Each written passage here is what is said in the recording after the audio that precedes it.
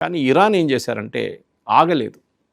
2 రోజుల తర్వాత మనం ప్లాన్ చేసి చేద్దామని చేయలేదు. వాళ్ళు అప్పుడే వాళ్ళకు ఒక బ్యాకప్ ప్లాన్ ఉండే. మా టాప్ లెవెల్ వాళ్ళు కొట్టేస్తే ఏం చేయాలని రాసి పెట్టుకున్నారు వాళ్ళ ముందే. That is a plan B. Okay, ఆ ప్లాన్ బి ఇంప్లిమెంట్ చేశారు. ఏంటి, ఇమ్మీడియట్గా వాళ్ళ నైబర్స్ మీద అందరి మీద ఫైరింగ్ మొదలుపెట్టాడు, మిసైళ్ళతోని, డ్రోన్లతో. ఒకటి ఇజ్రాయెల్ మీద కొడతారు ఎట్లయినా, అది కాకుండా Saudi Arabia, Kuwait, Bahrain, Khattar, even Oman మీద కొట్టారు కావాలని. సో అప్పుడే తెలిసిపోయింది వీళ్ళ స్ట్రాటజీ ఏంటి. అంటే వీళ్ళ స్ట్రాటజీ యూఎస్ని కొట్టడం కాదు, అది ఉందనుకోండి, యుఎస్ ఫ్రెండ్స్ని కొట్టడం చాలా మటుకు. ఎందుకంటే యుఎస్ ఏం చేస్తారు, ఆయుధాలు అమ్ముతారు.